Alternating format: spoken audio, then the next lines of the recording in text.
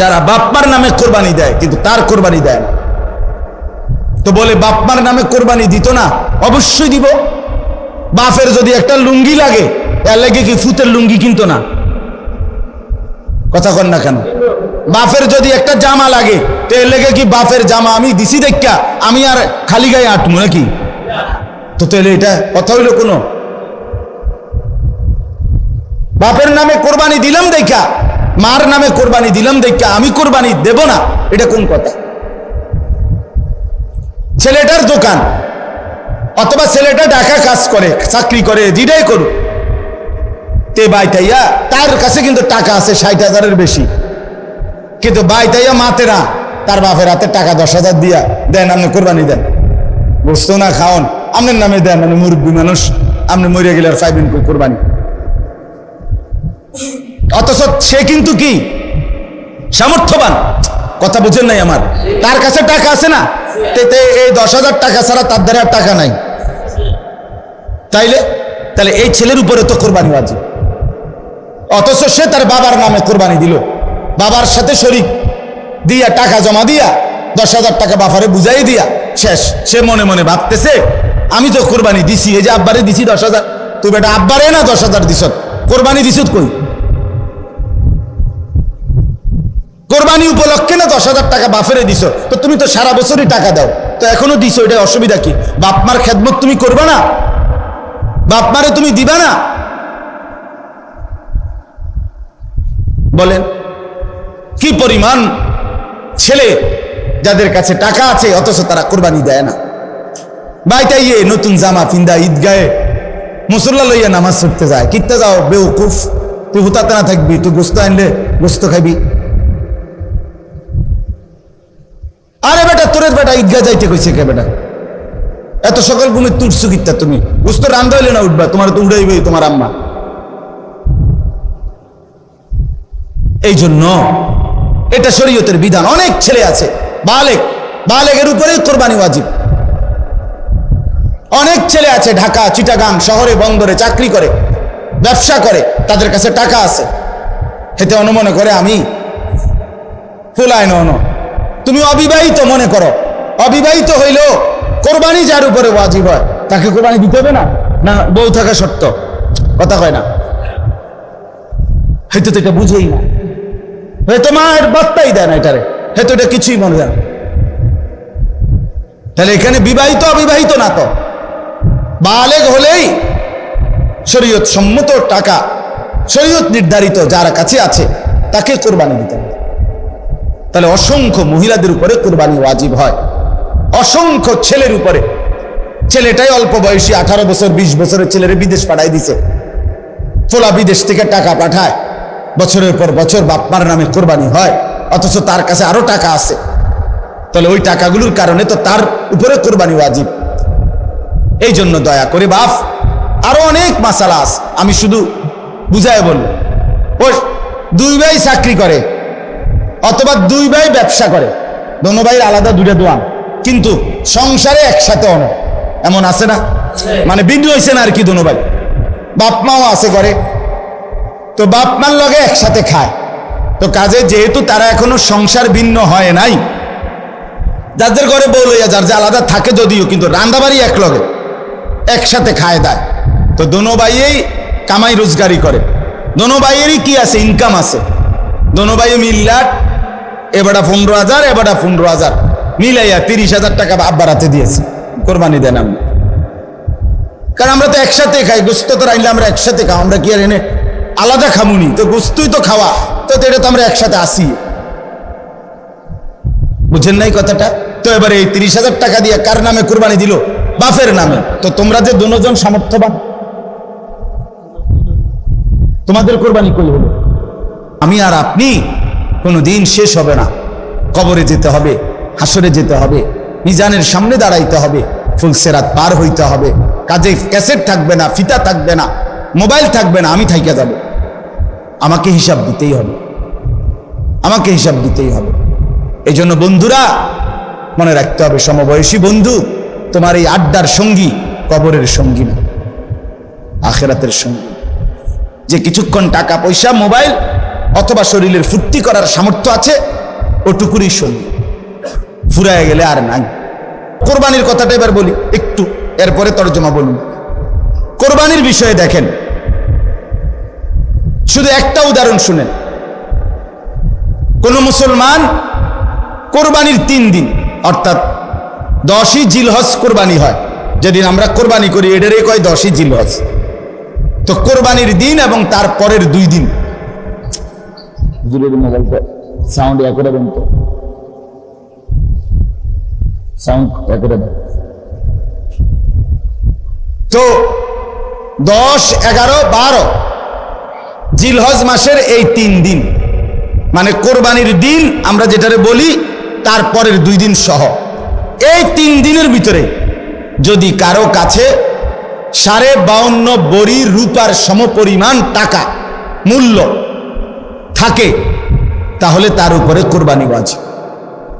52.5 বড়ি রূপার দাম সর্বোচ্চ যদি 1000 টাকা করে হয় বড়ি, রূপার বড়ি কম, স্বর্ণের বড়ি বেশি। রূপার বড়ি 1000, 1200, 1300, কখনো কখনো 2700 টাকাও হয়। তাইলে যদি 1000 করে গড়ে হয় তাহলে 52,500, 52,500 কিনা। এই ঈদের দিন, কোরবানির ঈদের দিন এবং তারপরের 2 দিনের মধ্যে যে কোনো টাইমে কারো কাছে যদি নিজের ঘরের এই মৌলিক প্রয়োজন, ওই যেটা আমি বললাম হাওয়ায় যে আসলি, বউ বাচ্চার বাজার, ওষুধপত্র সহ আমরা মৌলিক খরচ যেটা মোটা দাগের, এই মৌলিক খরচ যা তার অতিরিক্ত যদি ওই পরিমাণ টাকা সম্পদ কারো কাছে থাকে, তার উপরে কোরবানি ওয়াজিব। আল্লাহ রাসূল সাল্লাল্লাহু আলাইহি ওয়াসাল্লাম বলেন, যার উপরে কোরবানি ওয়াজিব হলো অথচ কোরবানি সে করলো না, রাসূলুল্লাহ সাল্লাল্লাহু আলাইহি ওয়াসাল্লাম স্পষ্ট বলছেন, ফালা ইয়াকরাবান্না মুসাল্লানা, সে যেন ঈদগাহে না আসে, সে যেন আমাদের নামাজে না আসে। এই অপদার্থ তো ঈদের নামাজ পড়তে আসবি না, রাসূলুল্লাহ সাল্লাল্লাহু আলাইহি ওয়াসাল্লাম স্পষ্ট নিষেধ করছে, নাফরমান তুই আসবি না, তুই উত্তালা, তুই ঘরে থাক। বলেন, তাইলে জিলহজ মাসের এই 3 দিন, কোরবানির 3 দিন, মনে করেন আপনি গতকালকেও আপনার কাছে টাকা ছিল না, কিন্তু আজকে কোরবানির দিন বা তারপর দিন সকালবেলা আপনি একজনের থেকে 70,000 টাকা পাইতেন, এবার আজকে দিছে টাকাটা, ভাই তাই সেই ঈদের উপলক্ষে এই টাকাটা আজকে দিছে। এই টাকাটা ছাড়াও আপনার ঘরের পরিবারের সংসারের যা প্রয়োজন তা চলবে, সমস্যা নাই। এই টাকাটা তো আমি ধরছি না হিসাব, এই আজকেই টাকাটা পাইছেন, আজকে তো আগামী এই 3 দিনের সন্ধ্যার আগে আগে আপনার জন্য কোরবানি ওয়াজিব। যে মহিলার কাছে স্বর্ণ আরো কিছু নগদ টাকা আছে, 2টা মিলাইয়া যদি, যেমন একজন মহিলার কাছে মনে করেন 1 বড়ি স্বর্ণ আছে, 2 বড়ি, 1.5 বড়ি, এটা তো থাকেই, একেবারে ন্যূনতম 1-1.5 বড়ি স্বর্ণ তো যে কোনো মহিলারে আছে, বুড়া বেড়ি ভিতরে আছে, মহিলারও আছে, একেবারে গরিব বুড়া আবার ঘরেও আছে। সাথে যদি ওই 3 দিন এই মহিলার কাছে আলগা কিছু টাকাও আছে, 10,000, 5,000, 20,000, 15,000, উনার টাকা, এটি উনার মহিলার নিজের টাকা, স্বামী দিছে, নয়তো ছেলে দিছে, নয়তো বাপের বাড়ির থেকে দিছে, যেমনি হোক দিছে, এই স্বর্ণ আর ওই টাকাটা মিলাইয়া যদি 52,500 টাকার দামের চাইতে বেশি হয়, এই মহিলার উপরে কোরবানি ওয়াজিব, নিঃসন্দেহে ওয়াজিব। তাইলে 1 বড়ি স্বর্ণের দাম তো হলো 80,000, ওনার কাছে আরো আছে 5,000 ব্যক্তিগতভাবে টাকা, তো 85,000 ধরেন, তো 85,000 টাকা 52,500-এর চাইতে কম তো তাইলে এই মহিলার উপরে কোরবানি ওয়াজিব হলো কিনা? কই আমাদের সমাজে কয়জন মহিলার কোরবানি দেয়? রুটিতে গুস্তও না খাবায়, কিন্তু কোরবানি কো, রুটি গুস্তও না খায় উনি, কিন্তু কোরবানি হইও কই না। রাসূলুল্লাহ সাল্লাল্লাহু আলাইহি ওয়াসাল্লাম বলেন, যে ব্যক্তি সামর্থ্য থাকার পরেও কোরবানি করলো না, সে যেন আমাদের নামাজে না আসে। কি পরিমাণ ধমক দিছে। তাহলে আমি এই দুইটা মাসালা আপনাদের বুঝাই, কোরবানির বিষয়ে বুঝা দরকার। আপনি মনে করেন ছেলেটা বিদেশ, অধিকাংশ মানুষের ছেলে বিদেশ আছে, তাহলে সে টাকা রোজগার করে, এখন হে প্রত্যেক মাসে বা 2 মাসে 3 মাস পর পরই বাফেরে 20,000 30,000 টাকা দেয়। এই ছেলেটা বাফের লাগিয়া পাঠায়, বাপ মার লাগবে। এখন কোরবানির সামনে এই উপলক্ষে ছেলেটা 30,000 টাকা পাঠাইছে, অথবা অন্যান্য বারের চাইতে 5,000 বেশি পাঠাইছে।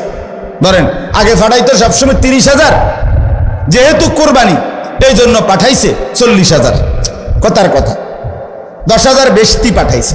এখন এই টাকাটা দিয়া ছেলেটার মা এবং বাপের কোরবানি করছে, বাপ মার নামে কোরবানি দিছে।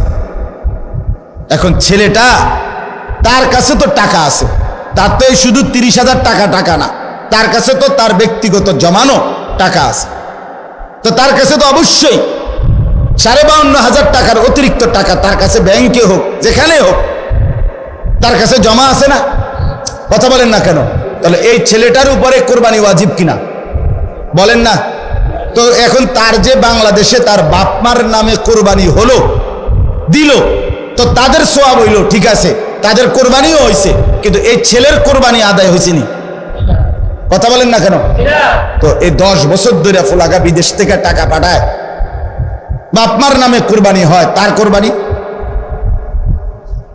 সে তো গুনাহগারী থাইকা গেল, সে তো নাফরমানি থাইকা গেল।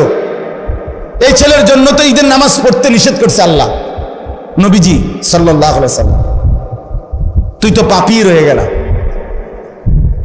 তাইলে বলেন কি পরিমাণ মুসলমান, এই চিন্তা হিসাব করিলে কত পরিমাণ প্রবাসী অসংখ্য এমন আছে যারা বাপ্পার নামে কোরবানি দেয় কিন্তু তার কোরবানি দেয় না। তো বলে বাপ্পার নামে কোরবানি দিত না? অবশ্যই দিব। বাপের যদি একটা লুঙ্গি লাগে, এর লাগে কি ফুতের লুঙ্গি কিনতো না? কথা কন না কেন? বাপের যদি একটা জামা লাগে, তো এর লেগে কি বাপের জামা আমি দিছি দেখা আমি আর খালি গায়ে আটমু নাকি? তো তাহলে এটা কথা হইল কোনো? বাপের নামে কোরবানি দিলাম দেখা, মার নামে কোরবানি দিলাম দেখা আমি কোরবানি দেব না, এটা কোন কথা? ছেলেটার দোকান অথবা ছেলেটা ঢাকা কাজ করে, চাকরি করে, যেটাই করুক, তে বাইতাইয়া তার কাছে কিন্তু টাকা আছে 60,000-এর বেশি, কিন্তু বাইতাইয়া মাতে না, তার বাপের হাতে টাকা 10,000 দিয়া দেন, আপনি কোরবানি দেন, বুঝতো না খাওন আপনার নামে দেন, মানে মুরব্বী মানুষ, আপনি মরিয়া গেলে আর পাইবেন কোরবানি। অথচ সে কিন্তু কি সামর্থ্যবান, কথা বুঝেন নাই আমার? তার কাছে টাকা আছে না, এই 10,000 টাকা ছাড়া তার দ্বারা আর টাকা নাই। তাহলে এই ছেলের উপরে তো কোরবানি ওয়াজিব, অথচ সে তার বাবার নামে কোরবানি দিল, বাবার সাথে শরীক দিয়া টাকা জমা দিয়া 10,000 টাকা বাবারে বুঝাই দিয়া শেষ। সে মনে মনে ভাবতেছে আমি তো কোরবানি দিছি, এই যে আব্বারে দিছি 10,000, তুই বেটা আব্বারে না 10,000 দিছ, কোরবানি দিছ কই? কোরবানি উপলক্ষে না 10,000 টাকা বাপেরে দিছ, তো তুমি তো সারা বছরই টাকা দাও, তো এখনো দিছো, এটা অসুবিধা কি? বাপমার খেদমত তুমি করবা না? বাপমারে তুমি দিবা না? বলেন কি পরিমাণ ছেলে যাদের কাছে টাকা আছে অথচ তারা কোরবানি দেয় না। বাইতাইয়ে নতুন জামা পিন্দা ঈদগাহে মুসল্লা লইয়া নামাজ পড়তে যায়, কিনতে যাও বেউকুফ, তুই হুতাতে না থাকবি, তুই গোস্ত আনলে গোস্ত খাবি। আরে বেটা তোরের বেটা ঈদগাহ যাইতে কইছে কে বেটা? এত সকাল ঘুমে তুটছু কিত্তা তুমি? গোস্ত রান্ধা হইলে না উঠবা, তোমার তো উড়াইবেই তোমার আম্মা। এই জন্য এটা শরীয়তের বিধান। অনেক ছেলে আছে বালেগের উপরেই কোরবানি ওয়াজিব। অনেক ছেলে আছে ঢাকা, চিটাগাং শহরে, বন্দরে চাকরি করে, ব্যবসা করে, তাদের কাছে টাকা আছে, এতে অনুমনে করে আমি ফুলায় ন। তুমি অবিবাহিত মনে করো, অবিবাহিত হইলেও কোরবানি যার উপরে ওয়াজিব হয় তাকে কোরবানি দিতে হবে না? না বউ থাকা শর্ত? কথা কয় না, হয়তো তো এটা বুঝেই না, হয়তো মায়ের বার্তাই দেয় না এটারে, হয়তো এটা কিছুই মনে যায় না। তাহলে এখানে বিবাহিত অবিবাহিত না, তো বালেগ হলেই শরীয়ত সম্মত টাকা, শরীয়ত নির্ধারিত যার কাছে আছে তাকে কোরবানি দিতে হবে। তাহলে অসংখ্য মহিলাদের উপরে কোরবানি ওয়াজিব হয়, অসংখ্য ছেলের উপরে। ছেলেটাই অল্প বয়সী, 18 বছর 20 বছরের ছেলেরে বিদেশ পাঠাই দিছে, ফোলা বিদেশ থেকে টাকা পাঠায়, বছরের পর বছর বাপমার নামে কোরবানি হয়, অথচ তার কাছে আরো টাকা আছে। তাহলে ওই টাকাগুলোর কারণে তো তার উপরে কোরবানি ওয়াজিব। এই জন্য দয়া করে বাপ, আরো অনেক মাসালা আছে, আমি শুধু বুঝায় বলবো। ওই 2 ভাই চাকরি করে অথবা 2 ভাই ব্যবসা করে, দোনো ভাই আলাদা 2টা দোয়ান, কিন্তু সংসারে একসাথে অনেক, এমন আছে না? মানে বিন্দু হয়েছে না আর কি, দোনো ভাই বাপ মাও আছে করে, তো বাপ মার লগে একসাথে খায়। তো কাজে যেহেতু তারা এখনো সংসার ভিন্ন হয় নাই, যাদের ঘরে বউ লইয়া যার যে আলাদা থাকে যদিও, কিন্তু রান্দাবাড়ি এক লগে একসাথে খায় দেয়। তো দোনো ভাইয়েই কামাই রোজগারি করে, দোনো ভাইয়েরই কি আছে, ইনকাম আছে। দোনো ভাই মিল্লাট, এবারটা 15,000, এবারটা 15,000 মিলাইয়া 30,000 টাকা আব্বার হাতে দিয়েছে, কোরবানি দেন আমরা। কারণ আমরা তো একসাথে খাই, গোস্ত তো রাইলে আমরা একসাথে খাও, আমরা কি আর এনে আলাদা খামুনি? তো গোস্তই তো খাওয়া, তো এটা তো আমরা একসাথে আসি। বুঝেন নাই কথাটা? তো এবারে এই 30,000 টাকা দিয়ে কার নামে কোরবানি দিল? বাপের নামে। তো তোমরা যে দুজন সামর্থ্যবান, তোমাদের কোরবানি কই হলো?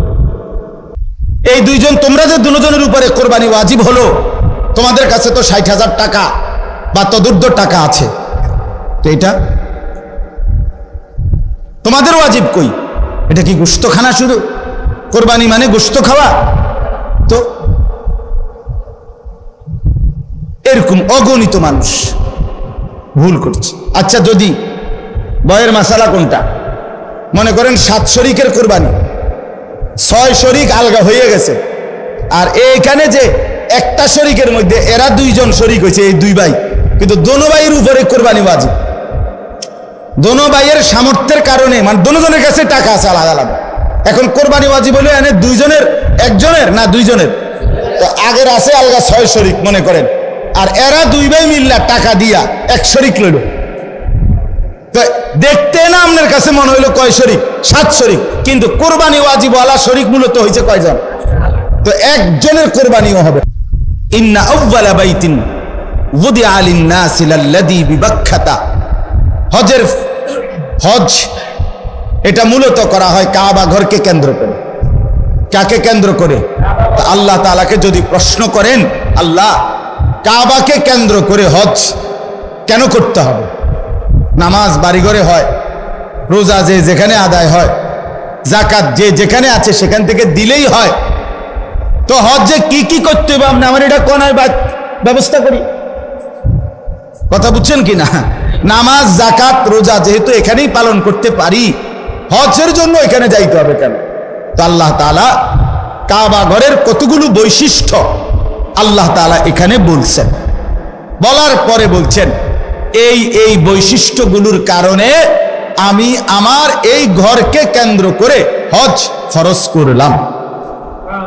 কি কি বৈশিষ্ট্য কাবার, যেটা আমনের বাড়ি ঘরে নাই, যেটা বাংলাদেশ চীন জাপানে নাই, যেটা মক্কার ওই কাবা ঘরে আছে, সেটা আর কোথাও নাই। ওই বৈশিষ্ট্যগুলো শুধু সেখানেই পাওয়া যায়, অতএব সেখানেই হজ করতে হবে। 1 নাম্বার, ইন্না আউওয়ালা বাইতিন, আল্লাহ বলে আমার এই গোটা জমিনের কায়নাতের মধ্যে ওই জায়গায় যে কাবা, এটাই জমিনের প্রথম ঘর, জমিনের প্রথম, এটা মর্যাদা, কাবার বৈশিষ্ট্য, এটা প্রথম ঘর, এই পৃথিবীতে প্রথম মাটি তে আল্লাহ তাআলা এই গোটা পৃথিবীতে প্রথম যে ঘরটা বানিয়েছেন সেটা কাবা, এটা এটার বৈশিষ্ট্য। 2 নাম্বার, ওয়াদিআ লিন-নাস, এই ঘরটা আমি আল্লাহর পক্ষ থেকে বানানোই হয়েছে মানুষের জন্য। মানুষ সেখানে আসবে, আমার বান্দারা আসবে, এই জন্য আল্লাহ তাআলা কাবা বানাইয়া ইব্রাহিম আলাইহিস সালামের মাধ্যমে ইব্রাহিম নবীকে বলছে আযযিন ফিন-নাস বিল হজ, ইব্রাহিম তুমি মানুষদেরকে এই ঘরের উদ্দেশ্যে হজ করার জন্য ডাকো। তাহলে আল্লাহ বলেন আমি বানাইছি মানুষের জন্য, তো মানুষ যাবে না তো কে যাবে? আমার বান্দা আসবে না তো কে আসবে এখানে? তো এটা বানানোই হয়েছে ইমানদারের জন্য, এটা বানানোই হয়েছে মুমিনের জন্য, এটা বানানোই